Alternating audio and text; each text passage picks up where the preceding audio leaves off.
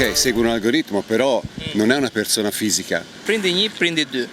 Jam kundër. Të panë rëndil, bro.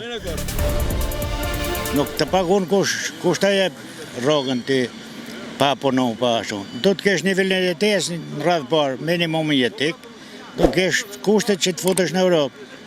Jo. Të përpëbën kjo, për shumë rrogat i ka rritur. Pra, thot që rroga mesatare, vitin e ardhshëm do shkojë 800.000. Edhe për parlamentin i ka rrit, atë janë e dijon ata. I ka rrit tamam. Pra, i ka rrit rrogat e parlamentit në mënyrë që ata mos vjedhin. Të kenë lek në xhep mos vjedhin. Jo, të mos vjedhin, mos të lej me vjedh, ti fusim burg në rase vjedhin. Po jo mos vjedhin se ti krej rrogën. Let ma krej mu si pensioniste mos vjedh. Se a niveli jetesës krahasot me pensioniste, të marri 4 milion lek një person, edhe në parlament e kryetari qeverisë, edhe pensioni 200.000 lek. Ja, pra që këta mos vjedhin, ai ka sjell diellën me inteligjencë artificiale që ti kapi të gjithë. Ajo ka për ta shpëtohu këtë punë, pa marak. E sigurt. Ajo e sigurt është se ka pa ta rregullue pa marak. Po, çfarë mendimi keni për martesat online? Martesa online është false, ajo kot më kot. Martesa online është një lloj si dalësh në rrugët e. A na bën mirë ne si shoqëri kjo martesa online? Ja. Nuk na bën mirë. Pse? Ne sepse ne jemi të martu tamam, edhe janë do nda pa bë një muj. Jo online. Online një kohë di ai se çfarë karakteri, çfarë race, çfarë është atë. Mja fut kota? Sa është logjike për mua. Ose ai që e bën. Midis të tjera, përveç se martesës online, ta po kalon një ligj tjetër tani për prindi 1, prindi 2. Pse po heqin këtë barrën e nën, bab? Ta bëjmë prindi 1, prindi 2. Është për të nda përgjësit, dëmën se ta po ndahen tash prindi 1 e prindi 2, dëmën se që do të ketë përgjësi për fëmin, edhe baba edhe nana, kështu që ajo është në rregull, sepse njeni do të amojat fëmin. Mirë, po ta bëj pyetje ndryshe. Çan ndihen shqiptar përveç se mashkull dhe femër? S'ka një diferencë e punë, mashkull e femër janë një lloj, nuk është sepse ka një diferencë të madhe. Qeveria sapo ka emëruar një ministre me inteligjencë artificiale. Diella. Ti quella che diceva l'altro giorno del ministro dell'intelligenza artificiale. Non ho capito. Quella albanese, ministro dell'artificiale. Ok. Cosa ne pensi? Dell'intelligenza artificiale, che è la fine di tutto. No, sta parlando sul discorso che Edi Rama ha messo la donna ministra del... Che non è nulla, cioè chi vuol parlare con una cosa che non esiste? Cosa confessoi një gjë rëndësishme artificiale që asaj që është gru.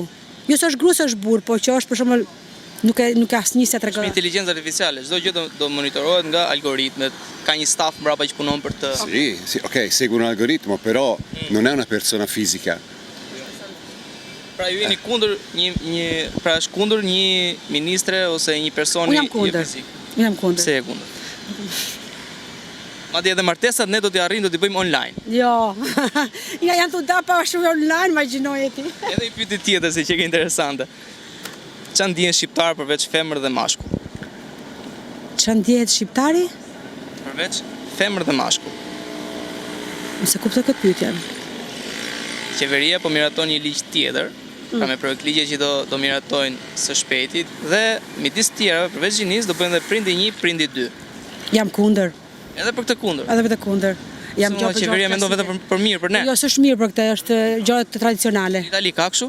Ka Itali, po preferoj gjërat tradicionale.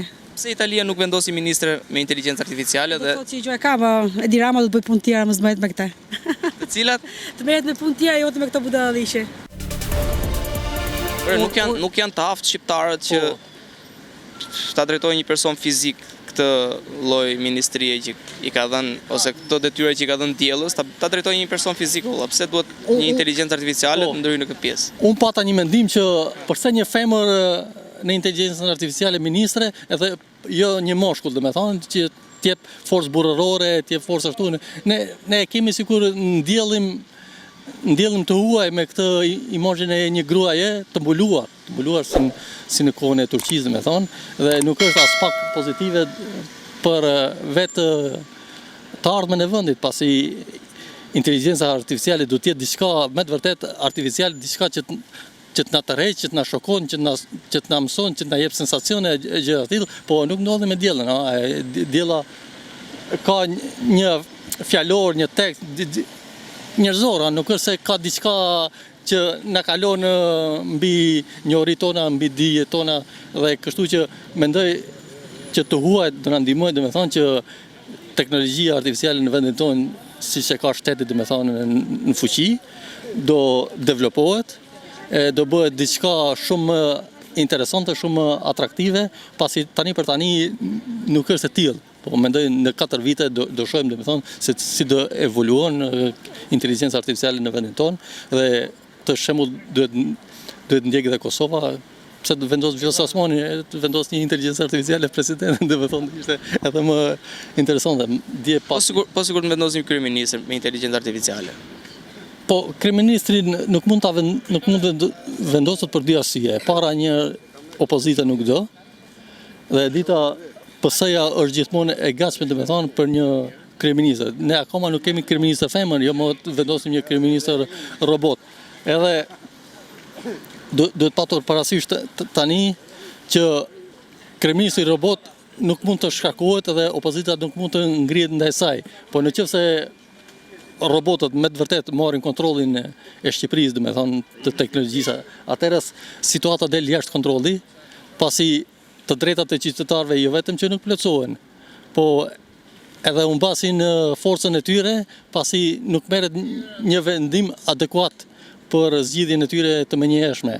Dhe kështu që minimumi etik nuk do flitet më, jo më të ekzistojë, papunësia nga 16% mund shko 30%, pasi robotët atëherë do jenë forcë e parë, domethënë ti e sheh për fabrika.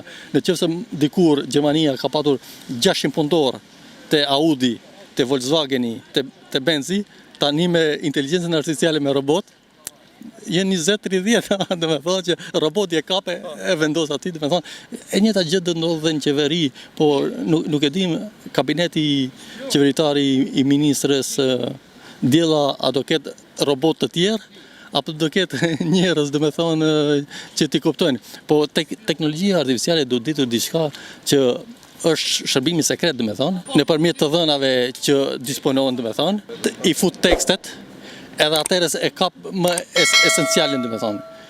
Për shembull, kemi Covid-19. Covid-19 disa thonin që e ka Kina nga një laborator kinez, disa thonin që ka ardhur nga astronautët që kanë qenë në Mars edhe në Hënë, domethënë ata e kanë sjellë virusin domethënë kur kanë ardhur domethënë si kanë zbritur në Kazakistan. Inteligjenca artificiale ka sjellë virusin?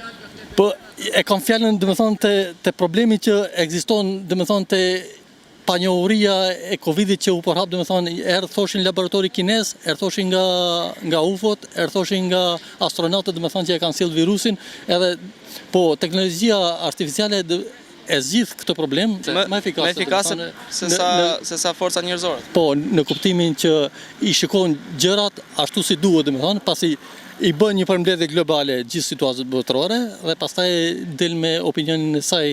Kjo është inteligjenca artificiale. Kurse për sa i përket inteligjencës njerëzore, ne flasim vetëm për problemet që kemi aktualisht ndosje, domethënë para tavolinës, dhe kjo është një dukuri që në të ardhmen do zbërthej edhe më shumë, pasi tani jemi në hapat e parë dhe akoma është si ajo fëmia që shkon në kopësht në klasë të parë, 9 vjeçare, deri shkon në doktoraturë, domethënë. Jemi akoma në kopësht tani me inteligjencën. Jemi në hapat e parë, domethënë, dhe do shohim se si do evoluojë, pasi edhe për ne është një eksperiencë unike.